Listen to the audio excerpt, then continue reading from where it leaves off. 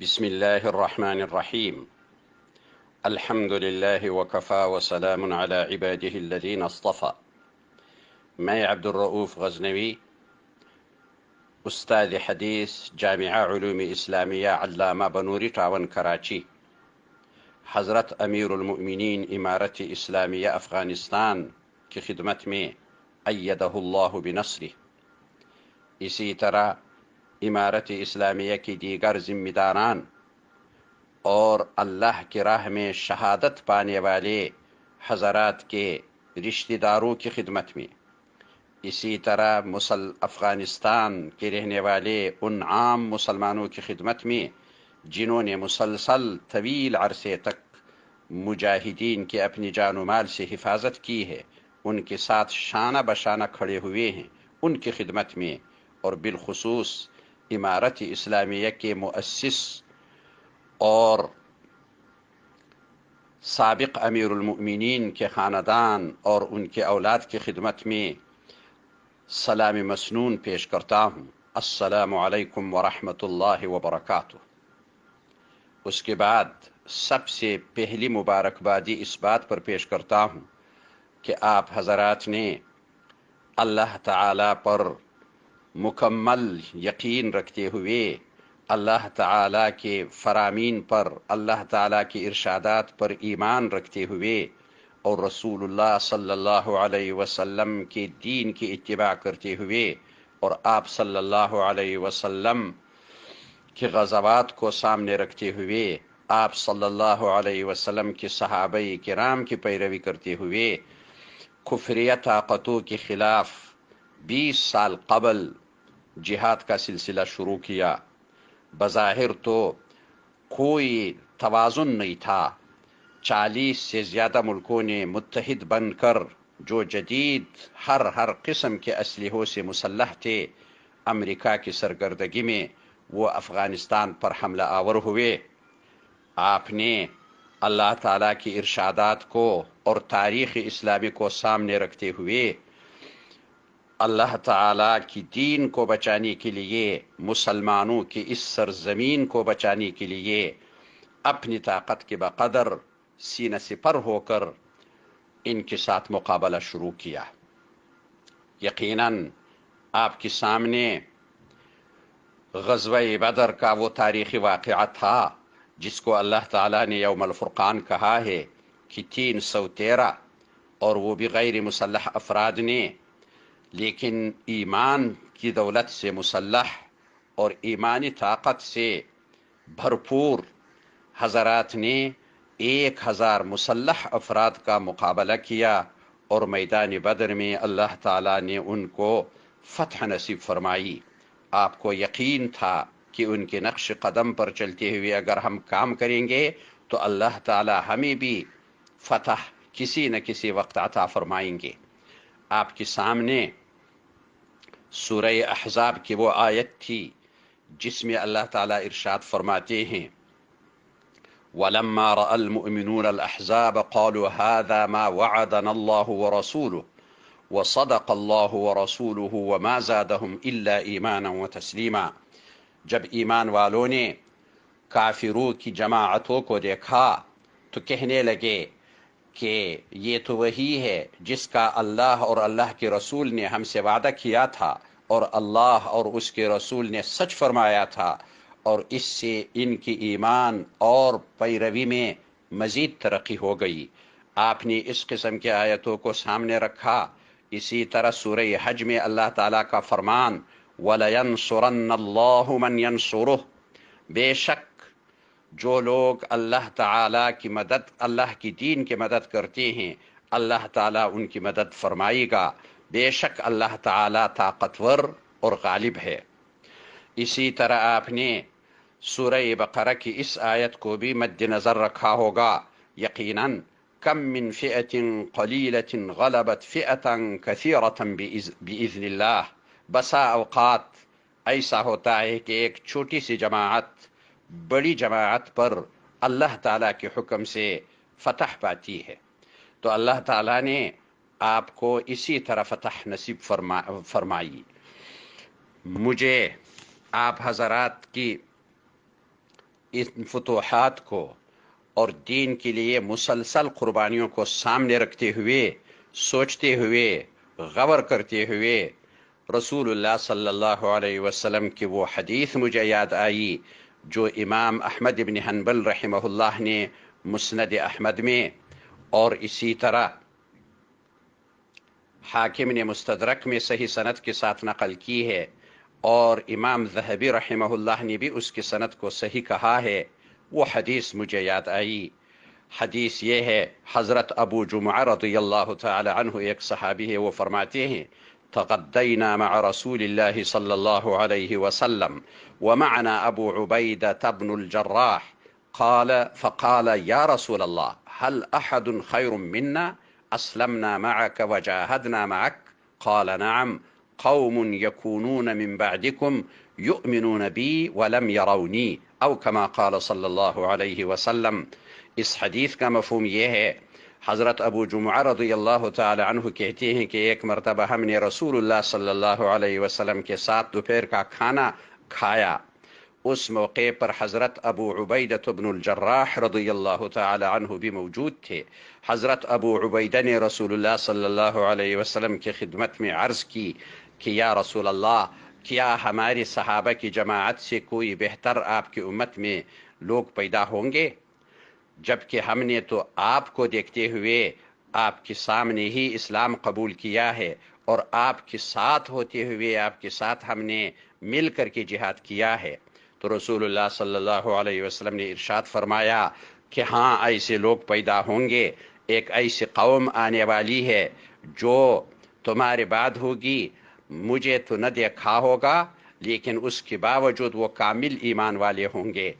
رسول اللہ صلی اللہ علیہ وسلم نے یہ ارشاد فرمایا، اس سے تو یہ تو نہیں سمجھنا چاہیے کہ صحابہ کرام سے بہتر ہو گئے۔ صحابہ کرام تو امت کا اجماع ہے، اتفاق ہے کہ سب سے بہتر جماعت ہے۔ خیر القرون قرنی ثم الذین یلونہم ثم الذین یلونہم، او کما قال صلی اللہ علیہ وسلم۔ رسول اللہ صلی اللہ علیہ وسلم کے ایسے ارشادات کی روشنی میں تاہم اتنی بات ہے کہ یہ جزوی فضیلت یقیناً ایسے لوگوں کو حاصل ہے کہ جنہوں نے نہ رسول اللہ صلی اللہ علیہ وسلم کو اپنی آنکھوں سے دیکھا ہو، نہ وہ زمانہ دیکھا ہو بلکہ شر کے زمانے میں ہو، لیکن اس کے باوجود ایمان ان کا اتنا مضبوط ہو کہ ایمان دین پر اپنی جان اور مال قربان کرنے کے لیے، ہر قسم کے قربانی کے لیے وہ تیار ہوتے ہیں۔ تو رسول اللہ صلی اللہ علیہ وسلم نے ایسے لوگوں کی خبر دی ہے اس صحیح حدیث میں۔ مجھے اللہ تعالیٰ سے یہ امید ہے کہ آپ حضرات اسی قوم کی مصداق ہیں۔ اللہ تعالیٰ آپ کو مزید ترقیات سے مالا مال فرمائیں اور دین کی مزید خدمت کی توفیق عطا فرمائیں۔ میں دوسری مبارکباد آپ حضرات کو اس بات پر پیش کرتا ہوں کہ آپ حضرات نے دارالحکومت کابل کو فتح کرتے ہوئے اتباع سنت کو ملحوظ رکھا۔ ایسے موقع پر کبھی جذبات میں آ کر انسان غرور میں یا افتخار میں مبتلا ہو جاتا ہے، لیکن آپ نے رسول اللہ صلی اللہ علیہ وسلم کی اس طریقے کو سامنے رکھا کہ جب آپ صلی اللہ علیہ وسلم مکہ مکرمہ میں فاتحانہ انداز پر داخل ہو رہے تھے، جنہوں نے ان کو اور ان کے صحابہ کرام رضی اللہ عنہم کو مکہ مکرمہ سے نکلنے پر مجبور کر دیا تھا، سخت ظلم و ستم کیا تھا، بلکہ مدینہ منورہ میں بھی ان پر حملہ آور ہونے کی کوشش کی تھی۔ احزاب کی صورت میں، جماعتوں کی صورت میں رسول اللہ صلی اللہ علیہ وسلم نے ان تمام چیزوں کے باوجود، ان تمام واقعات کے باوجود مکہ مکرمہ میں داخل ہوتے ہوئے اللہ کے سامنے عاجزی کا اظہار فرماتے ہوئے داخل ہوئے، اور روایات میں آتا ہے کہ آپ اتنے جھکے ہوئے تھے کہ قریب تھا کہ آپ کا سر مبارک، جب اپنی اونٹنی پر سوار تھے، قریب تھا کہ آپ کا سر مبارک کجاوے سے یا اپنی سواری کی گردن سے لگے۔ آپ حضرات بھی کابل میں داخل ہوتے ہوئے آپ نے اللہ کے سامنے عاجزی کا اظہار کیا، اور آپ کو یقین تھا کہ اصل کامیابی تو اللہ نے ہمیں عطا فرمائی ہے۔ وما رمیت اذ رمیت ولکن اللہ رما۔ تو میں دوسری مبارکبادی اسی بات پر پیش کرتا ہوں کہ آپ نے ایسے موقع پر سنت کو اور رسول اللہ صلی اللہ علیہ وسلم کی طریقے کو سامنے رکھا اور اللہ کے سامنے عاجزی کی اور اللہ تعالیٰ ہی کی طرف ان فتوحات کو منسوب کیا، اور ساتھ ساتھ آپ نے جیسے کہ رسول اللہ صلی اللہ علیہ وسلم نے اپنے مخالفین کو معاف کر دیا تھا، آپ نے بھی عام معافی کا اعلان کر دیا۔ رسول اللہ صلی اللہ علیہ وسلم نے بھی ان قریش کو جمع کر کے فرمایا اذهبوا فانتم الطلقاء، آج تم آزاد ہو، اور ان سے کوئی انتقام نہیں لیا اور ان کو معاف کر دیا۔ آپ نے رسول اللہ صلی اللہ علیہ وسلم کے اس طریقے پر عمل کیا۔ تیسری مبارکبادی میں اس بات پر پیش کرتا ہوں کہ آپ نے اقلیات کے ساتھ خلفائے راشدین رضی اللہ تعالی عنہم کی اتباع کرتے ہوئے ان کے ساتھ بھی بہت مناسب رویے کو اپنایا۔ حضرت عمر بن الخطاب رضی اللہ تعالی عنہم کے بارے میں مصنف عبد الرزاق اور دیگر کتابوں میں روایات ہے کہ انہوں نے ہمیشہ اقلیات کے ساتھ بہت ہی اچھا رویہ رکھا اور اپنے ماتحتوں کو ہدایت کی کہ ان کے جائز حقوق کا ہمیشہ خیال رکھنا اور ان کے ساتھ کسی قسم کی زیادتی نہیں ہونی چاہیے۔ اور اسی وجہ سے اللہ تعالیٰ نے ایسے بہت سارے لوگوں کو اسلام کی حقانیت کو دیکھ کر، عدل و انصاف کو دیکھ کر کے مشرف باسلام ہونے کا موقع بھی عنایت فرمایا۔ اسی طرح حضرت علی رضی اللہ تعالی عنہ سے متعلق سنن دارقطنی میں روایت ہے کہ آپ نے فرمایا اقلیات کے بارے میں کہ دماؤہم کا دمائنا و اموالہم کا اموالنا، او کما ورد عن علی بن ابی طالب رضی اللہ تعالی عنہ کہ ان کی جان و مال ہماری جان و مال کی طرح ہے اور اسی طرح ہم ان کی حفاظت کی ذمہ دار ہے۔ چوتھی مبارکبادی میں اس بات پر پیش کرتا ہوں کہ آپ نے منشیات کے خلاف اپنے عزم کا اعادہ کیا اور آپ نے کہا کہ انشاءاللہ ہم افغانستان کی سرزمین کو اس لعنت سے پاک کریں گے۔ آپ کا یہ وعدہ انشاءاللہ سچا ہے اور اسی طرح آپ کر کے دکھائیں گے۔ آپ نے سابقہ دوری حکومت میں بھی اسی طرح کیا تھا اور افغانستان کی سرزمین کو ان منشیات سے پاک کر دیا تھا، جبکہ امارت اسلامیہ کے علاوہ کوئی بھی حکومت اس سلسلے میں کامیاب نہ ہو سکی، بلکہ حکومت افراد اس میں ہمیشہ ملوث رہے۔ اللہ تعالیٰ اس میں بھی آپ کی مدد فرمائیں گے، اور آپ کی ان رویوں کی وجہ سے ہم نے دیکھا اور پتہ چلا اور چلتا رہتا ہے اخبارات کے ذریعے، دیگر ذرائع سے، کہ وہاں افغانستان میں چاہے عوام ہے یا اساتذہ ہے یا طلبہ ہے یا تاجر ہیں یا مزدور ہیں یا کسی بھی طبقات سے تعلق رکھنے والے لوگ ہیں، ان سب نے آپ پر اعتماد کیا، اور اللہ تعالیٰ سے امید ہے کہ اس اعتماد میں مزید اضافہ ہوگا۔ اللہ تعالیٰ آپ کو عجب سے، غرور سے اور دیگر فتن سے ہمیشہ محفوظ فرمائیں، اور ہمیشہ اللہ رسول صلی اللہ علیہ وسلم کی تعلیمات کی پیروی کی توفیق عطا فرمائیں۔ میں ان چند باتوں پر اکتفا کرتے ہوئے آپ حضرات کے لیے ہمیشہ دعا کرتے ہیں، اور تمام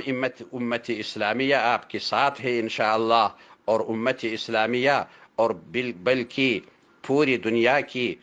انسانوں سے گزارش ہے، حکومتوں سے گزارش ہے، اقوام متحدہ سے گزارش ہے کہ جب انہوں نے اس طرح عدل و انصاف کی فضا قائم کیا ہے، لوگوں کا ان پر اعتماد ہے، اور حق و باطل کا بالکل موازنہ کر کے دیکھا جائے کہ جو اس سے پہلے مسلط تھے، آخر میں انہوں نے ثابت کر دیا کہ وہ صرف جھولی بھرنے کے لیے یہاں آیا تھا، اور جب آخر میں ان کو یہ خیال آیا کہ اب شاید جھولی بھرنے کا موقع نہیں ملے گا، تو ڈالروں کو لے کر کے بھاگنے کی کوشش کی۔ ایک تو وہی لوگ تھے اور ایک یہ لوگ ہیں کہ جن پر سب کا اعتماد ہے، تو لہٰذا ان کی حمایت، ان کی تائید اور ان کو تسلیم کر لینا چاہیے۔ اللہ تعالی